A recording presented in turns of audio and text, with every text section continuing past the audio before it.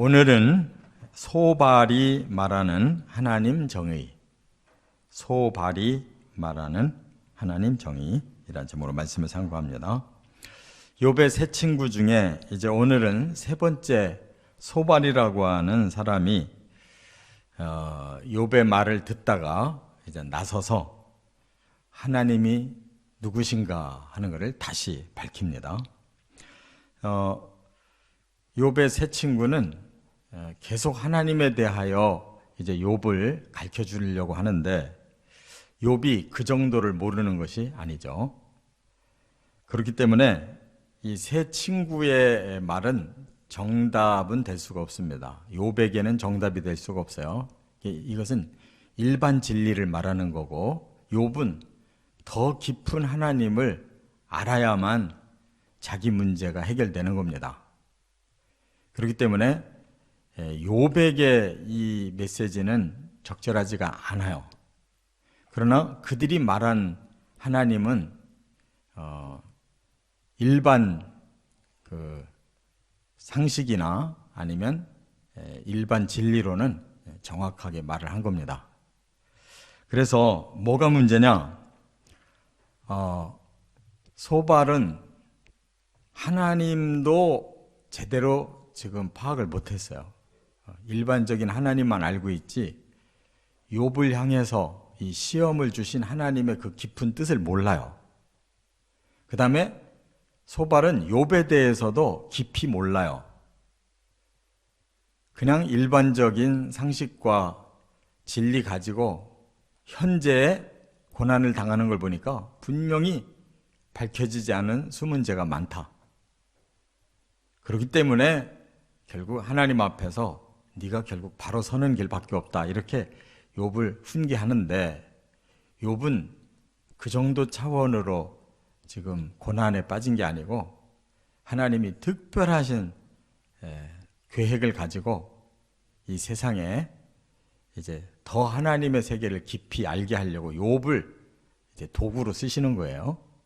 그렇기 때문에 욥은 누구보다도 의롭고 선하게 살았다가 이렇게 가장 처참한 고난을 당하니까 힘든 거고, 또 그 욥의 깊은 그 내면을 소발이 모르기 때문에 이렇게 전혀 위로도 되지 않고 훈계도 되지 않는 그런 말로 적용을 하려고 하니까 안 되는 거예요. 그래서 우리가 여기서 깨달을 수 있는 것은 이제 우리들의 입장도 그렇잖아요. 다 사람들이 상식적으로 알고 있고 하나님이 누구신가는 대체로 이렇게 성경에서 다 알고 있는데 그 정도를 가지고 모든 사람을 똑같이 판단하려고 하면 그 잣대로는 다 안 된다, 그 말이에요. 그렇기 때문에 함부로 상식선에서 일반 진리선에서 그 판단하고 정죄하고 또 훈계하고 고치고 이렇게 하려고 하면 안 되는 거예요. 그래서 하나님의 세계는 너무 깊고 또 사람들이 겪는 그 많은 상황도 너무 다양하기 때문에 우리가 심판할 수는 없어요. 심판은 하나님께 맡겨야 되고, 그리고 이 욥이 훌륭했다는 사실을 알기 때문에 이렇게 고난의 상황에서 이해가 안 되지만 일단 욥을 위로했어야 됩니다. 같은 사람의 심정에서 위로가 있어야 되는데 이 사람들은 위로가 전혀 없고 네가 뭘 잘못해서 이런 고난을 당하는지 빨리 깨닫고 하나님 앞에 바로 서라 하니까 욥은 더 괴로웠던 거예요. 자, 오늘 소발은 세 가지로 하나님을 정의하고 교훈하려고 합니다. 첫째는 1절부터 9절에 보면 전지전능하신 하나님. 욥이 이 하나님을 모르는 게 아니잖아요. 그런데 이제 욥에게 책망하는 말을 시작하는 것이 말이 많아. 그러면 내가 네 말을 막을 수밖에 없다, 이렇게 시작합니다. 사실 이제 엘리바스도 말을 하니까 욥이 또 거기에 대응하고 빌닷도 말을 하니까 또 욥이 또 대응하고, 근데 그들의 말보다 욥의 말이 더 많거든요, 지금 내용상. 그러니까 세 번째 소발이 듣다가 화가 나는 거예요. 아니, 네가 이런 주제에 뭔 말이 그렇게 많냐. 말이 많으면 어리석어지는 건데 이제 그만 말하고 이제 우리 말 들어라. 이렇게 그가 무질들여서 이제 하나님이 어떤 분인가는 제대로 알아라. 이렇게 말하는 거예요. 그래서 너를 잠잠하게 하고 너를 부끄럽게 해주겠다. 이렇게 말하는 겁니다. 하나님은 광대한 지식을 가지고 계시다. 그렇기 때문에 네가 다 하나님을 몰라서 이렇게 죄를 짓고 그리고도 네 스스로는 조금도 죄의식이 없이 다 의롭고 나는 주님 앞에서 깨끗하다고 큰 소리를 치는데 사실은 하나님이 너한테 그 모든 죄를 다 알려주고 다 벌 줬다면 너는 지금만도 못하다. 그렇게 말하는 거예요. 네가 이만큼이라도 현재 있는 거는 하나님이 너의 죄만큼 벌을 안 준 거다. 그런 얘기예요. 그렇기 때문에 하나님의 세계는 오묘, 아주 비밀스럽다는 거죠.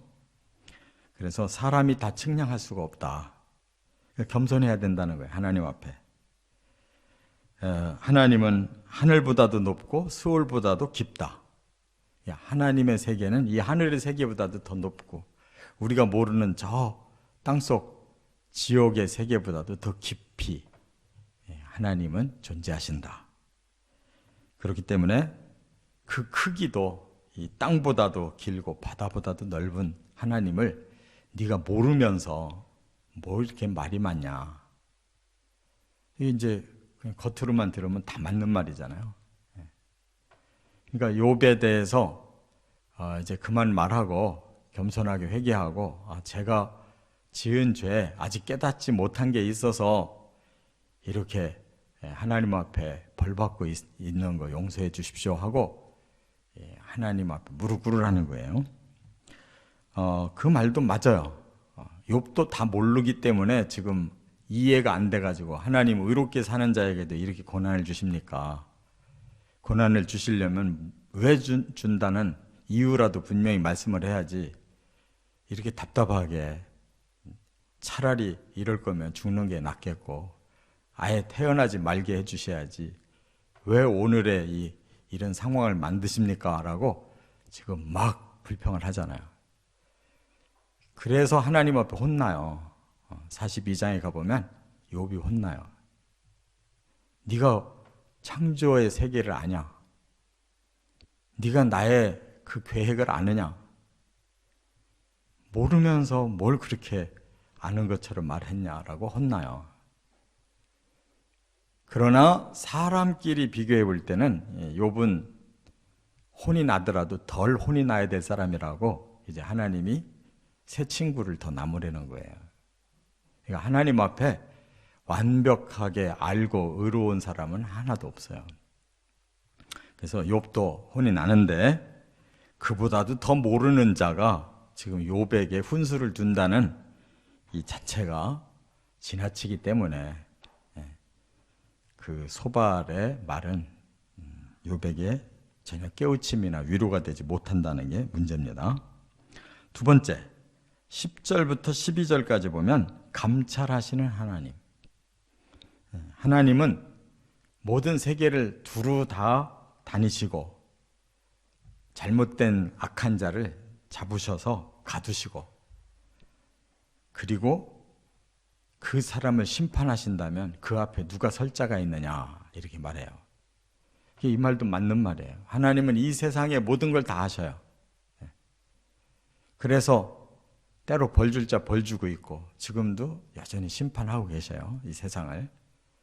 그냥 놔두면 세상은 엉망일 겁니다. 이미 노아 시대에 세상의 죄악이 그냥 꽉 찼다고 그랬어요. 관영하다. 그때 이미 하나님이 심판을 하셨잖아요. 그러나 인류를 다 버리실 수가 없어서 8사람 살려가지고 다시 시작하셨잖아요. 그런데 뭐 몇 대 못 가서 또 다시 세상이 악해지니까 하나님이 이번에는 심판을 안 하고 언어를 다르게 해서 흩어버리셨잖아요. 그래서 우리가 지금 이렇게 존재하고 있는 거지 뭐 의로워서 존재하는 게 아니거든요. 심판 당할 만큼 그냥 완전히 악해요, 세상은. 이렇게 하나님이 다 아시면서도 이 세상을 이렇게 살려두시는 거, 하나님의 더 깊은 구원의 계획이 있으시기 때문이죠. 그래서 우리는 사실 욥만큼 의롭지도 못한데 욥만큼 고난을 안 받고 있는 것은 우리의 의의가 아니에요. 하나님의 긍휼이고 은혜고 복으로 살고 있는 거죠. 그런데 사람들은 그걸 하나님 긍휼이라고 모르고 복이라고 생각하지 않고 당당하게 내가 하나님 그래도 잘 믿고 이만큼 충성, 봉사, 헌신하고 나만한 사람도 별로 없기 때문에 이렇게 복받고 사는 줄로 착각하는 건 맞아요. 그렇기 때문에 하나님은 다 속속들이 감찰하고 알고 계시다는 거예요. 그래서 잡아가두고 재판한다면 그 앞에 설 자가 누구냐? 맞는 말이죠. 욥도 거기에 자유로운 사람은 아니에요. 그러나 욥은 그런 차원에서 지금 하나님 심판한 게 아니기 때문에 우리가 욥은 욥대로 그 이해를 해야 되고 또 이 말씀은 이 말씀대로 우리 자신에게 적용을 해서 받아야 될 말씀이에요. 그래서 하나님은 허망한 사람이 누구인지를 다 아신다 그랬어요. 허망이라는 것은 이 빌허자에 허망할 그 망자를 쓰는데 이 세상의 사람들이 다 헛거를 보고 산다는 거예요. 진리를 보고 사는 게 아니고 가짜를 보고 사는 거예요. 제대로 가치를 가지고 사는 게 아니라 아주 무가치하게 살고 세상에 뭔가를 이루면 사는 게 아니라 그냥 헛거를 만들어 놓고 산다는 거예요. 이것이 사람들의 죄와 타락이에요. 그것을 하나님이 다 아시고 일일이 상관하지는 않으시나 다 보고 지금 판단하고 계시다 그랬어요. 이거 다 맞는 말이에요. 일일이 상관하면은 우리가 살아남지를 못해요. 지금도 이렇게 매스컴이 발달해가지고 그냥 사람들의 활동을 다 알고 있잖아요. CCTV로 다 잡고 있고 핸드폰에 다 저장돼 있고 일거수일투족 사람의 속에 있는 생각만 잘 모르지 행동으로 드러나는 건 다 알아요. 이 세상도 다 안다고. 하나님이 모를 리가 없잖아요. 속까지 다 아시는데 일일이 상관하지 않기 때문에 우리가 넘어가고 있는 거예요. 죄가 없어서 넘어가는 게 아니라 그냥 숨겨주시는 거예요.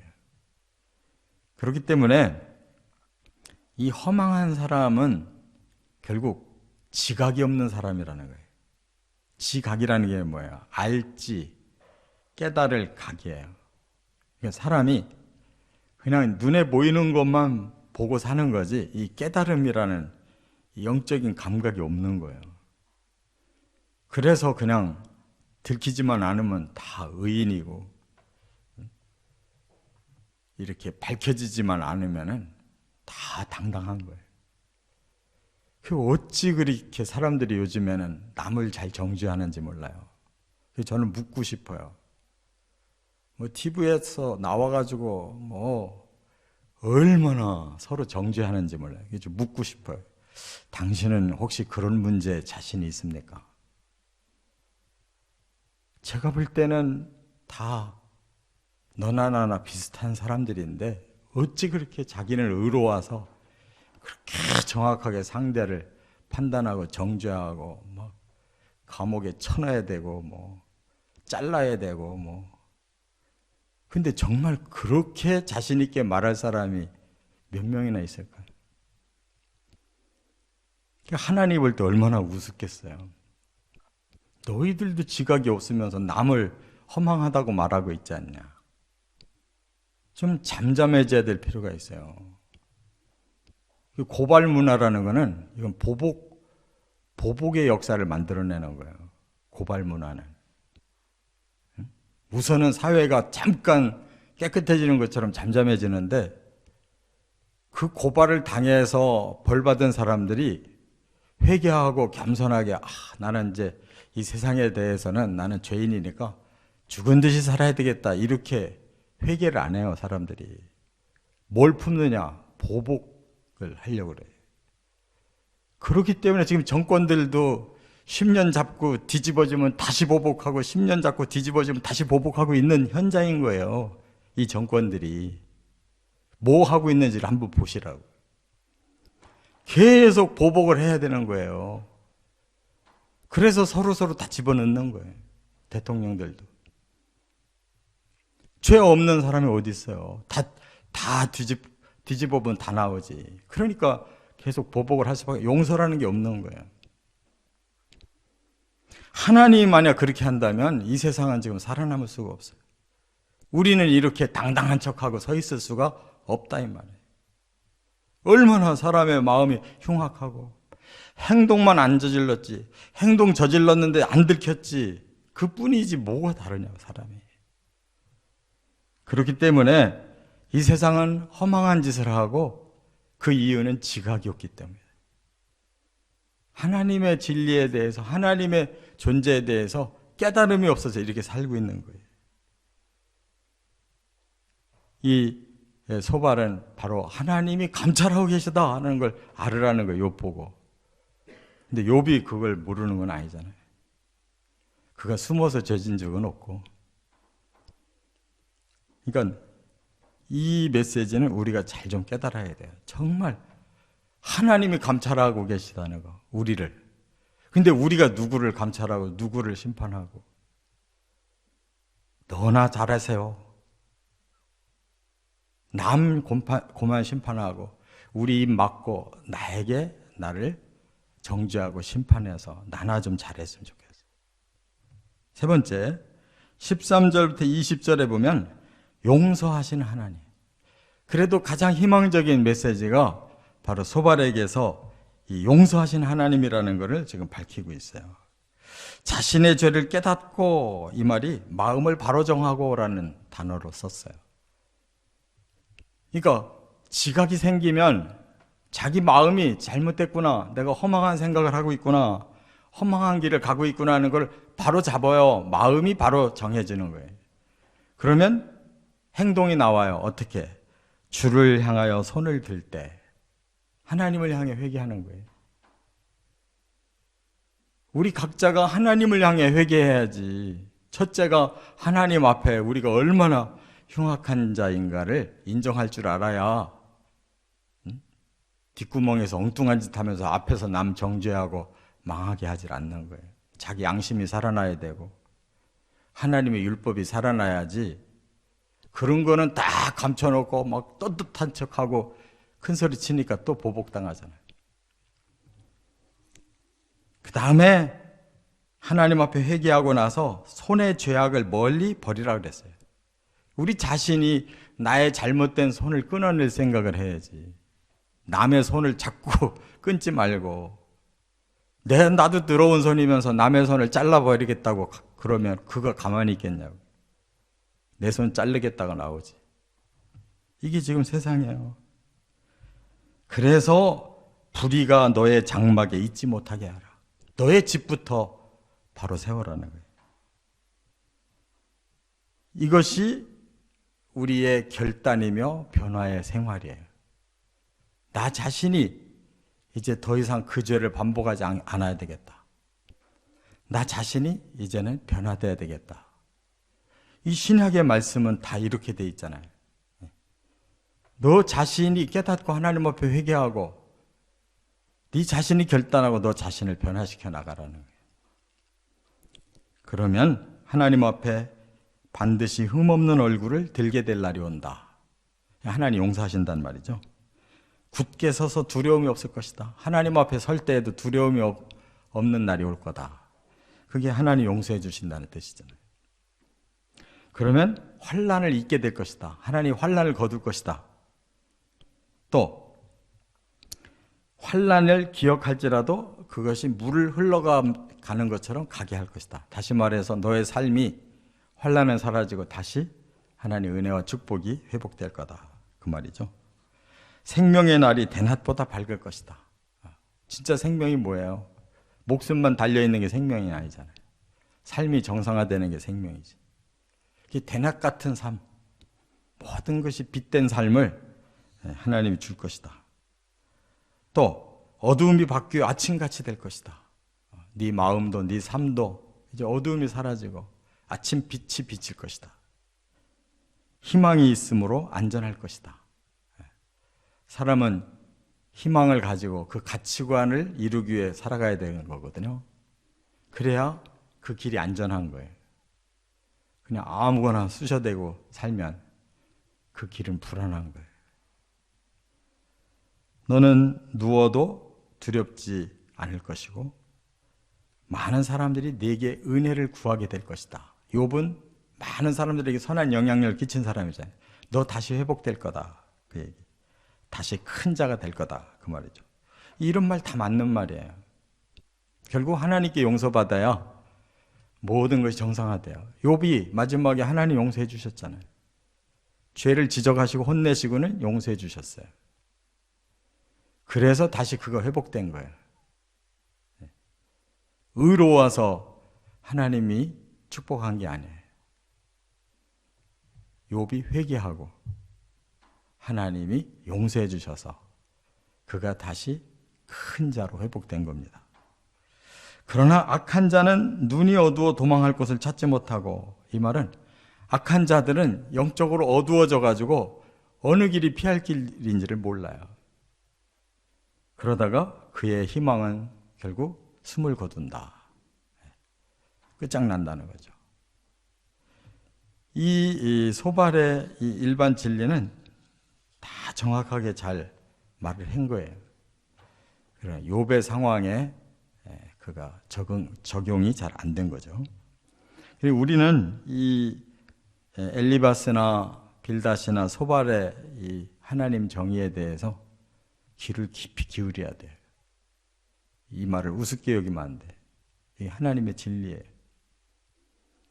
우리는 욥만큼의 차원도 가지를 못했기 때문에 이 일반 진리 앞에 겸손하게 무릎을 꿇고 회개하고 하나님께 용서를 받아야 될 존재들이다. 그 말이에요. 이처럼 참 정확하게 세상을 지금 짚어주고 있어요.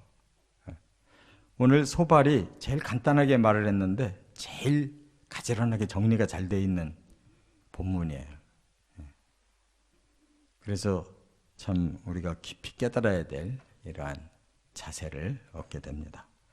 하나님의 말씀 앞에 우리를 잘 내려놓고 우리 개개인으로부터 회개와 변화가 일어나서 세상을 정죄하지 말고 선한 영향력으로 변화시켜 나가는 우리 그리스도인들 되기를 주의 이름으로 축원합니다.